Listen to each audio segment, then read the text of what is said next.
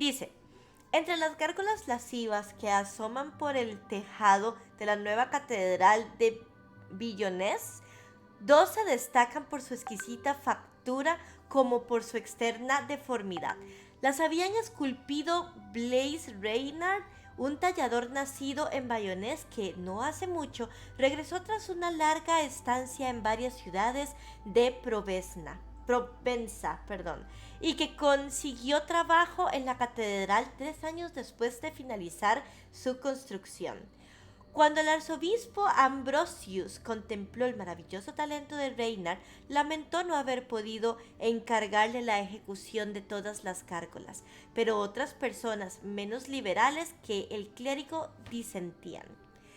Tal opinión se debía a que la gente pensaba que Reynard ya desde su infancia y que a su retorno se había reavivado.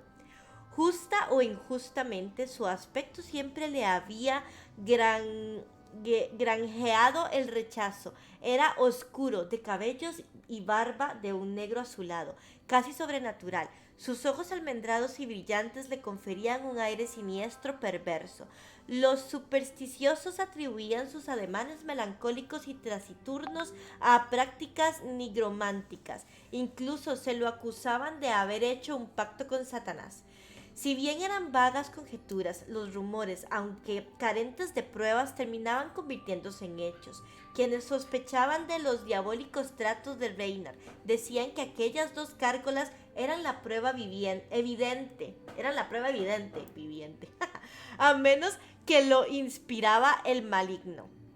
Nadie podía ser capaz de plasmar semejante obra que se reflejase en la piedra el mal con tal perfección y detalle. Ambas gárgolas estaban colgadas en los extremos opuestos de una torre de la catedral. Una era un monstruo de cabeza felina, gruñendo con labios que mostraban formidables colmillos. Bajo las cejas sus ojos despendían un abismal odio. Sí, parecía a mí. Tenía las garras y las alas de un grifo y daba la impresión de estar a punto de saltar sobre Bayonne, como una arpía sobre su presa. Su compañera era un sátiro con el aspecto de un enorme murciélago, como los que yerran por las cavernas subterráneas con fuertes y afilados talones, y una mirada rebosante de satánica lujuria, como si se regodeara ante las indefensas víctimas de su deseo. Ambas piezas estaban completas, incluso sus cuartos traseros parecían no estar unidas al tejado a la manera habitual. Podría esperarse a que en cualquier momento se liberaran de la piedra que inmovilizaba sus formas. Vamos por aquí. Ambrosius, amante del arte, las contemplaba con placer, las consideraba obras maestras, pero otros, entre los que habían dignatarios eclesiásticos, se escandalizaron. Aseveraron que el tallador había reflejado todos sus vicios a mayor gloria de Belial y no de Dios, y que de este modo había perpetrado una blasfemia. Por supuesto, las gárgolas siempre precisan de cierto carácter deforme y siniestro. Sin embargo, afirmaron que en aquel caso se habían sobrepasado los límites de lo tolerable. Ya no leo. Espérense, creo que lo mejor sería como pasar pues puto, hacerme más pequeñita yo y pasarla como para acá. Eso. Ajá, creo que vamos para acá. Con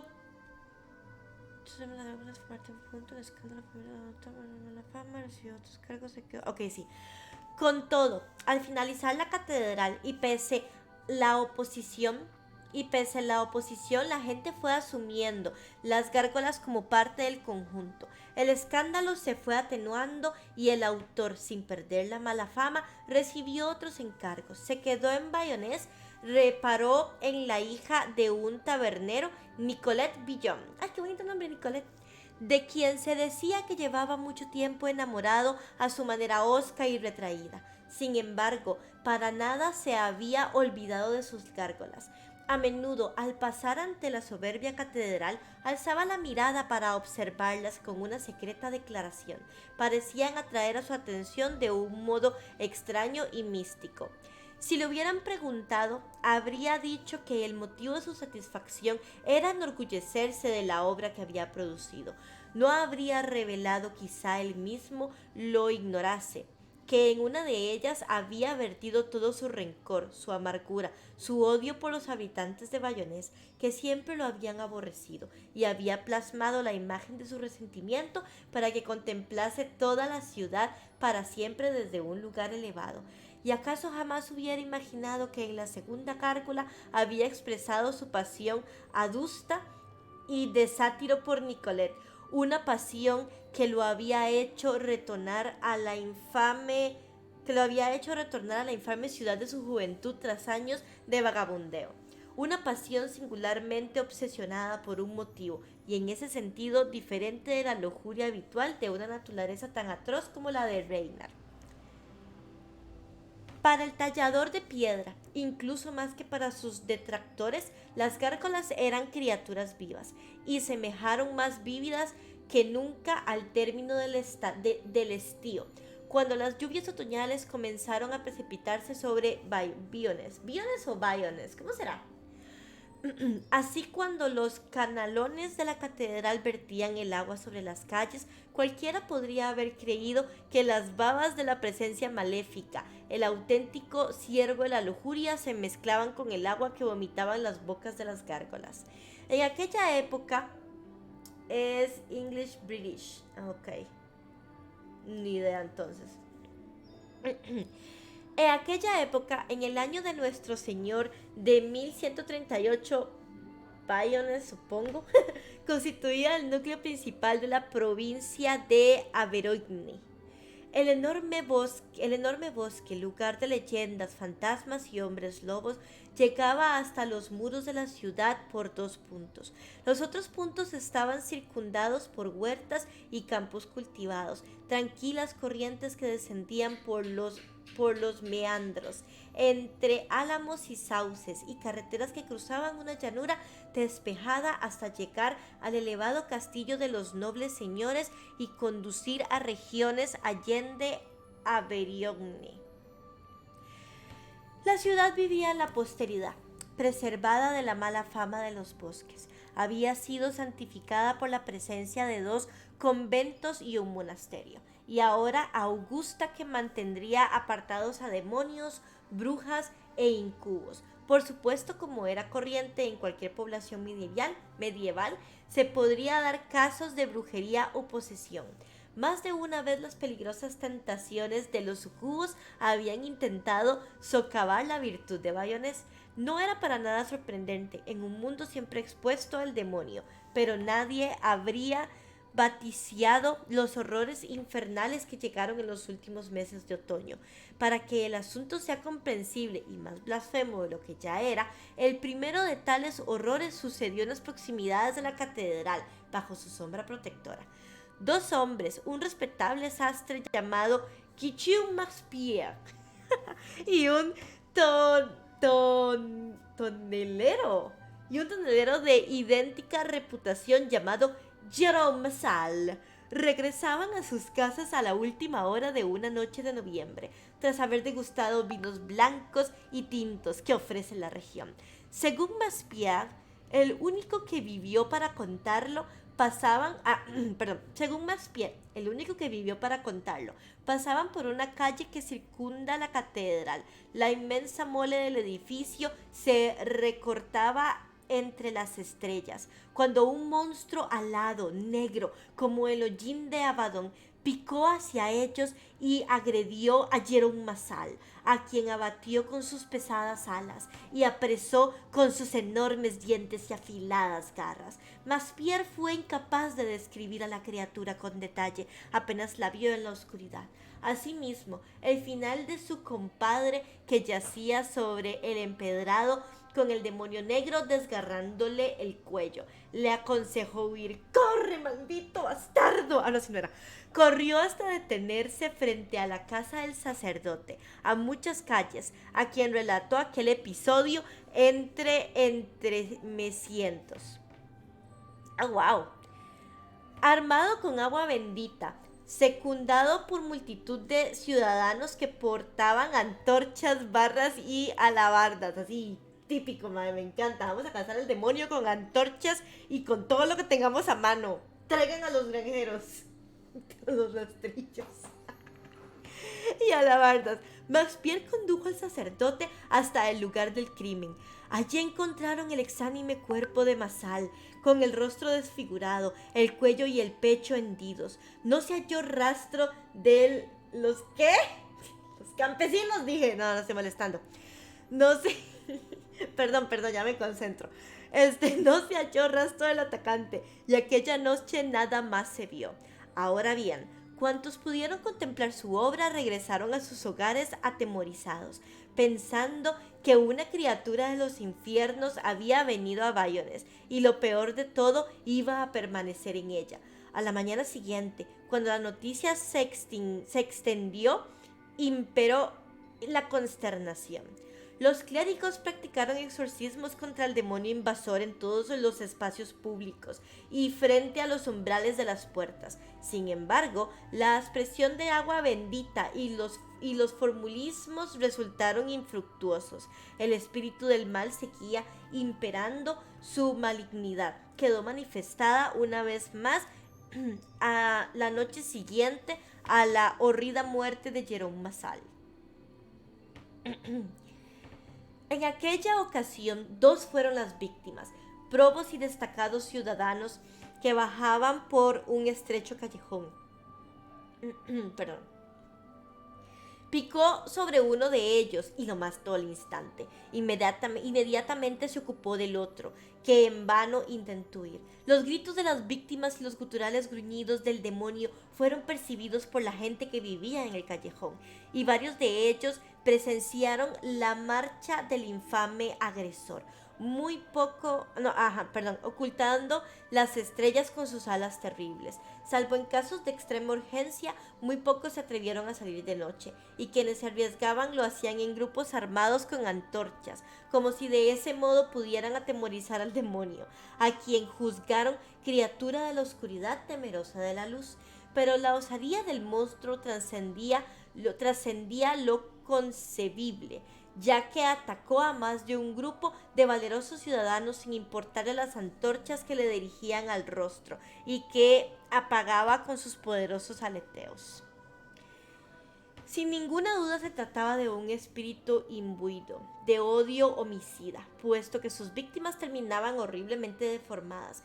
Quienes los vieron y escaparon apenas si podían describirlo vagamente. Todos conocieron... Chicos, me dicen si la música está muy alta, porfa. Todos coincidieron en que tenía la cabeza de una bestia feroz y las alas de un ave monstruosa. Algunos, los más versados en demonología, aventuraron que se podía tratar de modo, encarnación del asesinato. Otros afirmaron que eran uno de los lugartenientes principales de Satán, quizá Amaimón o Alastor, enloquecidos hasta el infinito por la incontestable supremacía de Jesucristo en la ciudad santa de Bayonne. Yo me trabé. El terror devino en oscuro manto de obsesión supersticiosa. Aún a la luz del día, las góticas alas de una pesadilla parecían extenderse en constante opresión. El miedo latía como una plaga epidémica. Los habitantes, llenos de miedo, caminaban rezando. Tanto el arzobispo como sus subordinados se confesaron incapaces de combatir el horror. Enviaron un emisario a Roma en busca de agua bendecida personalmente por el Papa. Creyeron que bastaría para ahuyentar a tan terrible huésped. Mientras el horror crecía, una noche de noviembre, el abad del monasterio, que había ido a dar la extremaunción a un moribundo, Fue emboscado por el engendro antes de cruzar el umbral de su morada. Fue muerto con la misma atrocidad. A tal hazaña infame no tardó en añadirle una increíble blasfemia. A la noche siguiente, mientras el cuerpo de Abad yacía en un rico catafalco en la catedral. ¿Qué es eso? Cuando se decían... Ok. A la noche siguiente, mientras el cuerpo del abad yacía en un rico catafalco en la catedral, cuando se decían las misas y ardían las velas, el demonio invadió la nave, apagó todas las velas con un solo movimiento de sus alas y arrastró al menos a 3 sacerdotes oficiantes en una impía muerte entre las tinieblas. Todo el mundo pensaba que los poderes del mal estaban emprendiendo un formidable asalto para poner a prueba la fe cristiana de Bayonés. En medio de aquel horror abyecto, el desorden extremo, el desaliento, tuvo lugar un deplorable estallido de homicidios, asesinatos, rapiñas y latrocinio, junto con clandestinas manifestaciones de satanismo y celebraciones de misas negras. Y entonces, en medio de aquella frenética confusión, comenzó a circular un rumor de que otro demonio deambulaba por Bayonés, que al monstruo asesino lo acompañaba un espíritu más deforme y tenebroso, con intenciones lascivas que solo hostigaba a mujeres. El ser había atemorizado a varias damas y doncellas hasta sumirlas en auténtica histeria. Al aparecer su rostro en las ventanas de los dormitorios. Eso a mí siempre me ha dado miedo. ¿Ustedes se imaginan lo que es estar en un cuarto y que de repente, ¡pum!, aparezca un rostro de algo al otro lado de la ventana? Eso me da demasiado miedo. La verdad es una de las cosas que más miedo me dan. Asimismo, se había acercado con sigilo, lascivamente, con inequívocos sonidos, muecas y aleteos grotescos, a otros que osaron salir de sus casas y transitar por la noche. Sin embargo, pasaba algo extraño, ya que el honor de ninguna mujer fue realmente agraviado por aquel incubo. Nada más quería samuelearlas. Se acercó a mucha gente, aterrada ante su comportamiento repulsivo, pero sin tocar a nadie. A pesar de aquellos tiempos de terror, hubo quien se burló procazmente del singular celibato que guardaba el demonio y se decía que en realidad buscaba Bayonés a alguien al cual aún no había encontrado. Un oscuro y sinuoso callejón separaba el alojamiento de Blaise Reynard de la taberna que regentaba Jean Villon, el padre de Nicolette. Reynard tenía por costumbre ir de noche, aunque su presencia era mal vista por el dueño, que había desaprobado la petición de mano de su hija. Toleraban su presencia porque siempre traía la bolsa llena y manifestaba una ilimitada capacidad para aguantar el vino. Siempre acudía temprano y permanecía en silencio, hora tras hora, contemplando con ardor a Nicolette. Pese al deseo de no perderlo como cliente, le temían a causa de su reputación de hechicero. Como todo el mundo en Bayonés, Reynard había acusado la sofocante carga de terror supersticioso durante aquellas noches, cuando el terrorífico rondador acechaba en la ciudad. Solo la urgencia de su deseo salvaje por Nicolette lo habrían hecho atravesar el callejón en medio de tinieblas para entrar en la taberna y contemplar a la muchacha. Las noches otoñales habían ocultado la luna. La noche posterior a la profanación de la catedral, un nuevo cuarto creciente iluminaba los tejados cuando Reynard se dirigía a la taberna. Los rayos no llegaban hasta la parte baja de las sombras. Los rayos no llegaban hasta la parte baja de la... Los rayos no llegaban hasta la parte baja de la estrecha callejuela. Wow, esta palabra en la vida la había leído, digamos. No pudo evitar estremecerse mientras aceleraba el paso entre las sombras. Le daba la sensación de que en cada recodo, en cada esquina, unas alas cuajaban la oscuridad con su influjo, que en cualquier momento podrían aparecer con ojos brillantes encendidos. Ya al final del callejón se percató con pánico de que una nube con la apariencia de alas cubría el cuarto creciente. Por fin llegó a la taberna. Había comenzado a intuir que algo invisible lo había seguido. Entró, cerró la puerta como si lo hubiera hecho ante las mismas narices de su terrible perseguidor. Aquella noche en la taberna contaba con pocos parroquianos. Nicolette servía vino al ayudante de un mesero, un tal Raúl Coupain, joven agradable, tabernera y cliente. Lo que iba a leer. Tabernera y cliente se reían con una alegría que el Reynard juzgó de regocijo indecoroso. Jean Villon hablaba en susurros sobre los últimos acontecimientos y bebía tanto o más que sus clientes. Sintiendo unos celos crecientes a causa de la presencia de Raúl Coupain, Reynard se sentó en silencio y observó con malignidad los filtreos de la pareja. Pareció como si nadie hubiese reparado su llegada. Villon seguía hablando con sus compadres y Nicolette y su cliente seguían enfrascados en juegos. A la furia de sus celos, Reynald pronto añadió el resquemor de quien cree estar siendo ignorado deliberadamente. Hola, Rachita. Una presente batería, pero aquí estoy muy bien.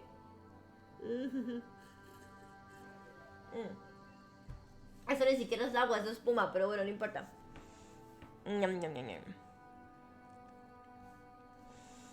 Para llamar la atención,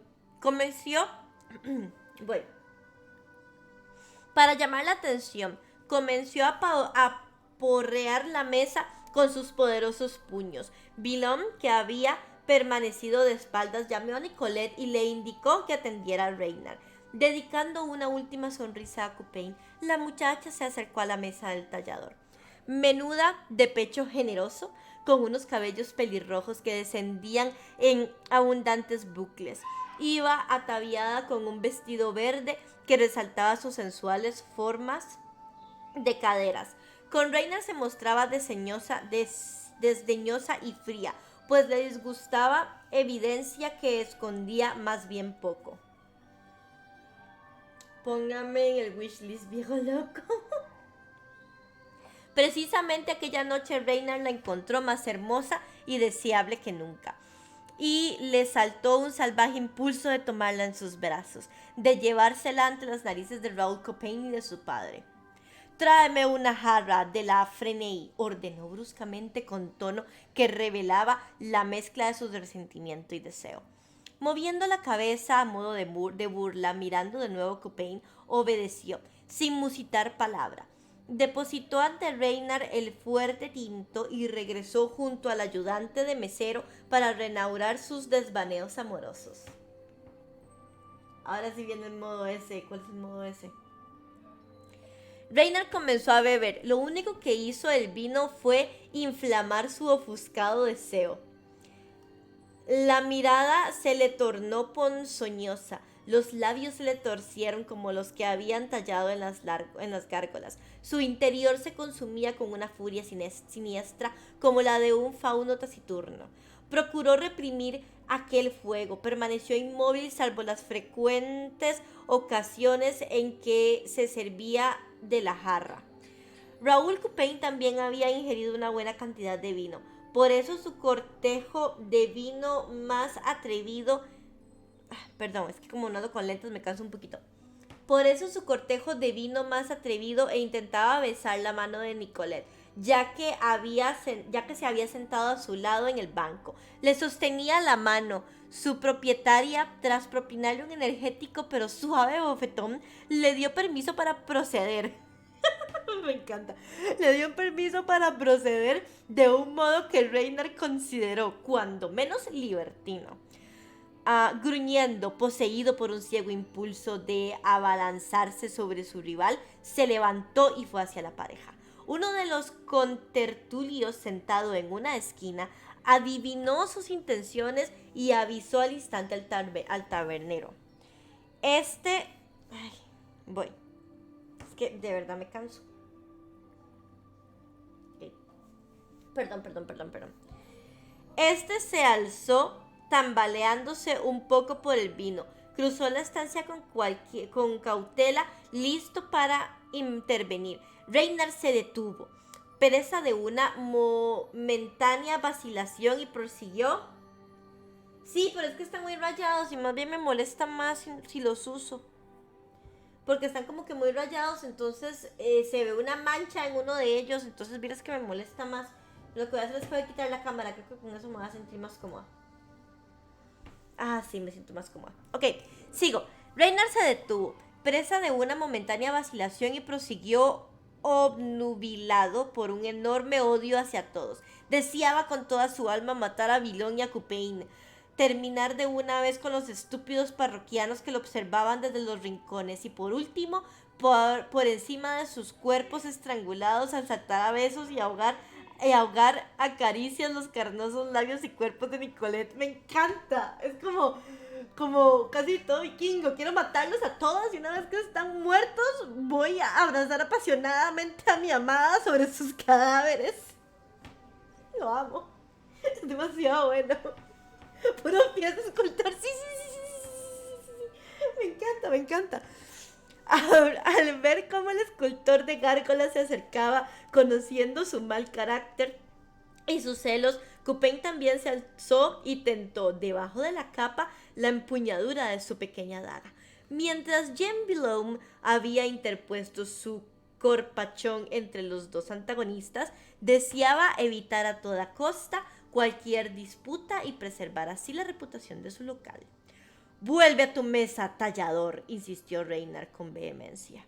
Desarmado y en inferioridad, Reynard se detuvo. Pese a notar que la cólera bullía, clavó sus ojos en los tres con intensidad asesina.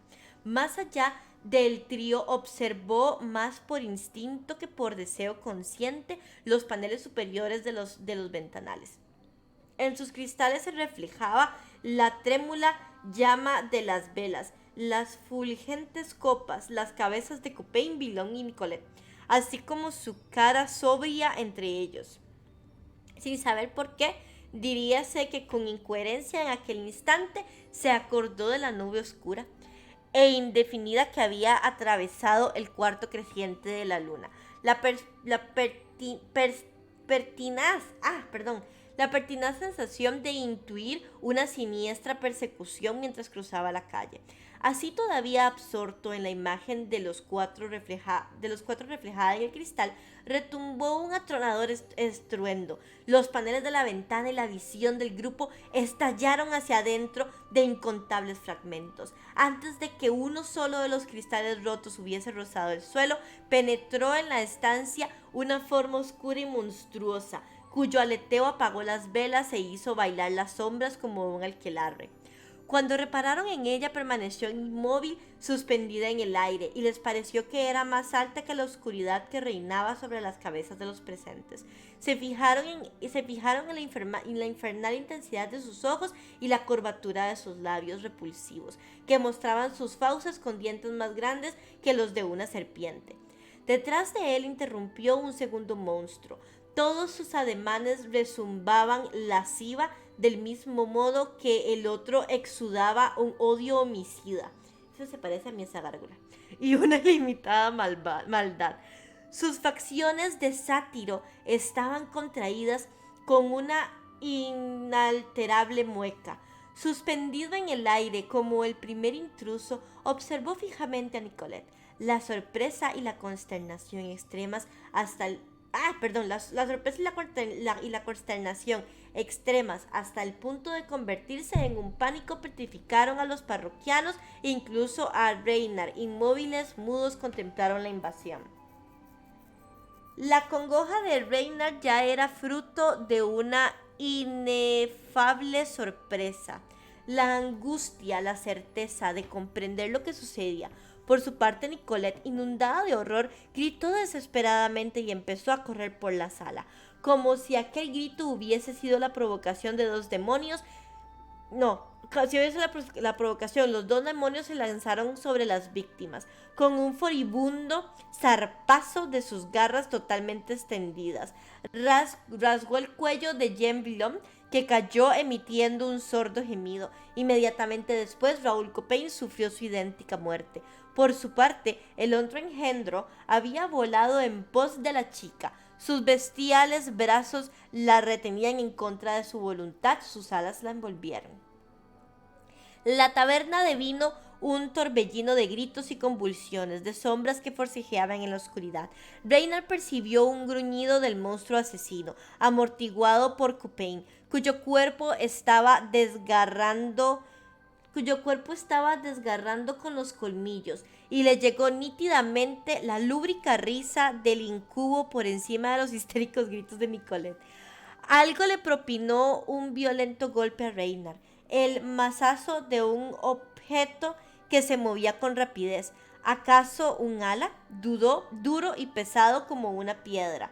Cayó al suelo inconsciente. Confusamente, con enormes esfuerzos, procuró volver en sí. Tardó un poco en recordar qué había pasado. Cuando abrió los ojos, le inquietó el punzante palpitar. Malditos vecinos. Cayó al suelo inconsciente. Confusamente, con enormes esfuerzos, procuró volver en sí.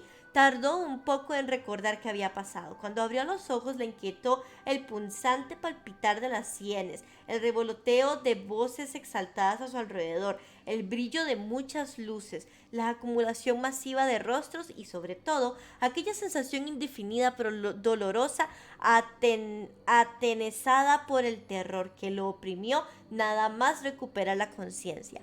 La memoria retornó a él con renuencia y retardo, y con ella el pleno conocimiento de lo que había pasado. Prendí la PC. Bien, Rochito, bien.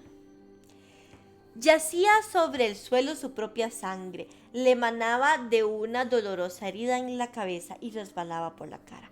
La sala estaba llena de gente que portaba antorchas, cuchillos y alabardas. Contemplaban los cuerpos sin vida inundados de vino y sangre. Nicolette, con el vestido verde hecho jirones, como si todavía siguiera atrapada en los brazos del demonio, murmuraba quedadamente mientras las mujeres le interpelaban con gritos inútiles y preguntas que ni oía ni comprendía. Los dos compadres de Villon, traspasados y desgarrados, estaban muertos junto a la mesa donde se habían sentado, ahora patas para arriba.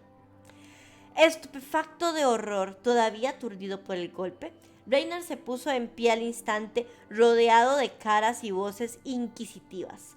Algunos recelaban de él, único superviviente de la matanza y con sospechosa reputación.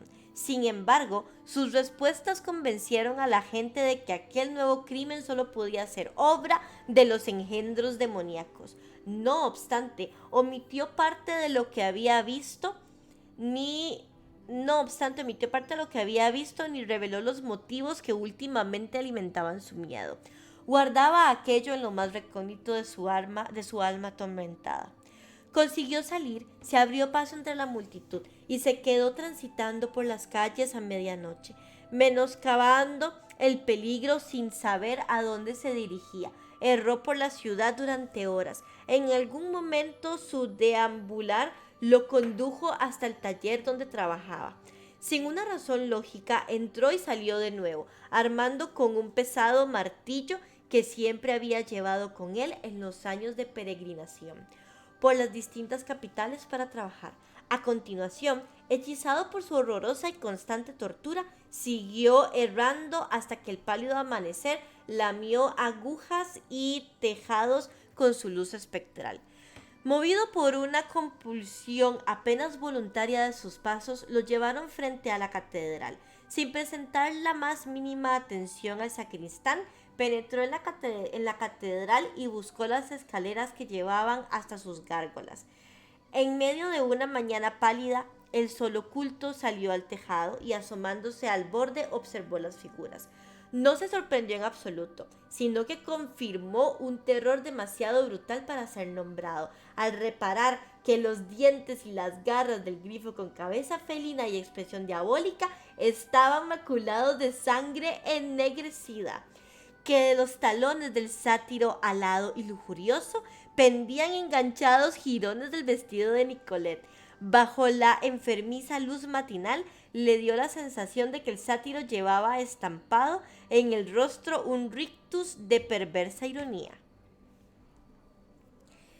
Lo contempló con miedo y fascinación, con una rabia impotente, una repulsa y un arrepentimiento más profundos que los del infierno.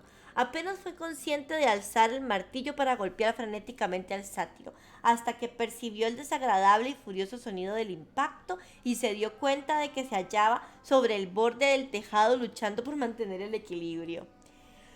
Los golpes apenas vulneraron las fracciones del sátiro, sin conseguir borrarle la expresión de inalterable triunfo. Alzó de nuevo la herramienta, pero esta vez solo hirió al aire. Reynard notó que él mismo era alzado y rechazado por algo que, afilado y puntiagudo como varios cuchillos a la vez, hendió su carne. Intentó ponerse de pie infructuosamente, resbaló, quedó tumbado sobre el borde de granito del tejado, cabeza y hombros pendiendo sobre el abismo de la calle desierta y oscura. A punto de desvanecerse, entrevió que encima de él estaba la otra gárgola, con garras incrustadas en su hombro. Aumentó la hazaña que le aprisionaba el hombro y las garras penetraron todavía más, aumentando el sadismo. Daba la impresión de que el monstruo era todavía más grande, una bestia fantástica sobre su presa. Sintió que resbalaba, que la gárgola se retorcía y giraba como si desease recuperar su postura normal sobre el abismo. El vértigo semejaba conferirle una impresión de caída lenta e inexorable.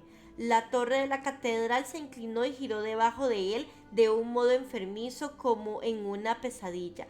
Aturdido por el miedo y la agonía, Reynard vio la despiadada cara felina que se dirigía hacia él, mostrándole los espantosos dientes. Sin explicarse cómo, aún empuñaba el martillo.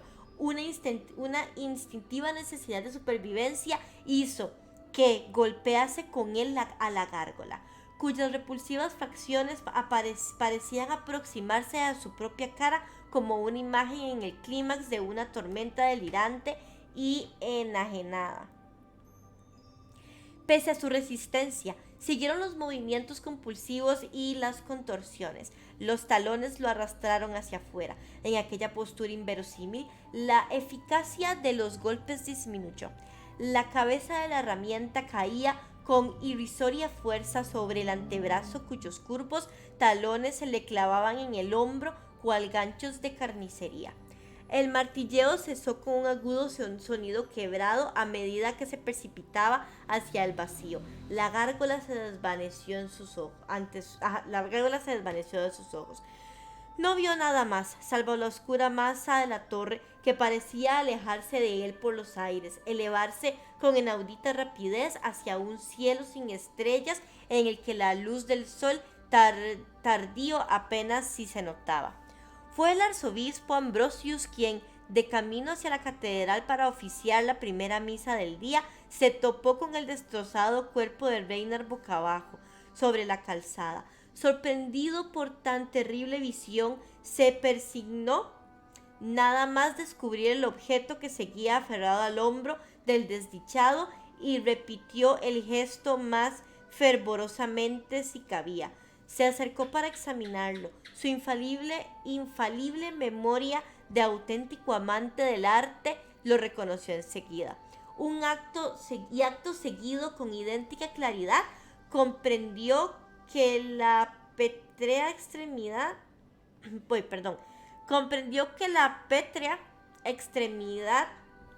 tan profundamente hendida en la carne del tallador había cambiado inexplicablemente. Quería recordar que la zarpa siempre había estado distendida, ligeramente flexionada, Ahora estaba rígidamente extendida, alargada como la de un predador que hubiese cazado alguna cosa o arrastrado una pesada carga con sus brutales talones. Fin.